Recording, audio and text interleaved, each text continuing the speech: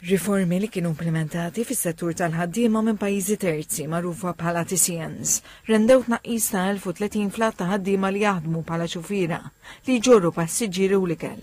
Il-Ministru għall-Internu u Sigurtà Nazzjonali u x-xogħol Byron Camilleri wara l-fehma li r-riformi qed ikunu effettivi għaliex jindirizzaw id-domanda u l-provvista tal-ħaddiema f'dan is-settur b'mod naturali iħarsu wkoll l-interess ta' dawn il-ħaddiema li f'xi każi kienu qed ikunu sfruttati. Employer jagħti aktar drittijiet u dinjità lil ħaddiem għaliex ma kellux aktar il-ħsieb jew nkella modi kif jista' flok wieħed iġib ieħor. U b'dak il-mod il-fatt li wieħed jista' joħsib aktar il-ħaddiem igawdu l-ħaddiema kollha.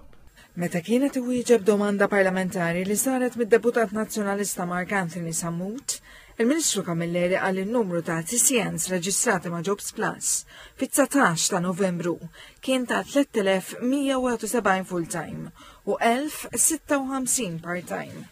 Għalli dan jammontaw għal 4247 imqabla mal-5257 ħaddim li kienu reġistrati fit-30 ta' Ġunju.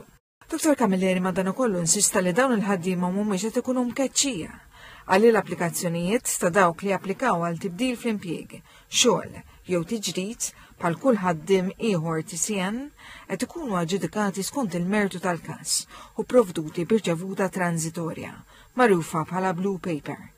Għalli din il-proċedura ilha fis-seħħa l ħafna snin u dan id-dokument ikun revokat meta tittieħed id-deċiżjoni dwar l-applikazzjoni.